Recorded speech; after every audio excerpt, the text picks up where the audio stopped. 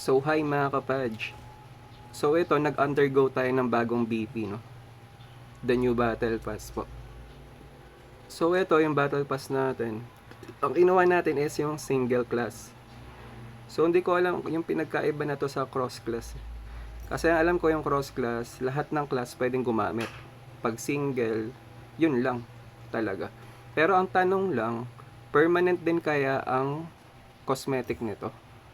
Kasi gain access to 20 cosmetic this season for this class, Blood Knight. Ang hindi ko sure kung permanent. Kasi tingin ko permanent siya. Pero ang kakaiba, lahat pwede mo pala siyang gamitin. So ito, kung makikita natin yung mga cosmetic ko. Ito tayo ng cosmetic collection. Ayan, pwede natin siyang suotin. 'Di ba? Ayan. Yun yung kinaganda ng BP ngayon. Pwede natin siyang suotin lahat. Pero ang tanong lang, comment down below mga guys, mga kapadge, kung permanent ba to or hindi. Kasi kung permanent to, ang daming nito. Pero may nakalagay kasi parang time mo. Ayun.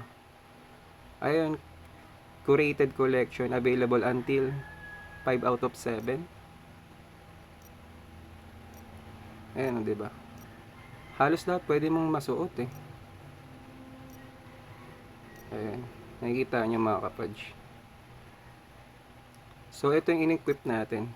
Ito ang Ghost of Ashwood Armor.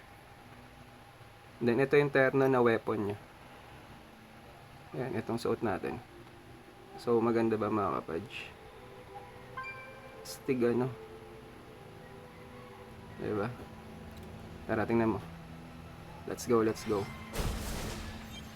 Ang ganda ng cosmetic natin. Kasi may mga blaze din siya.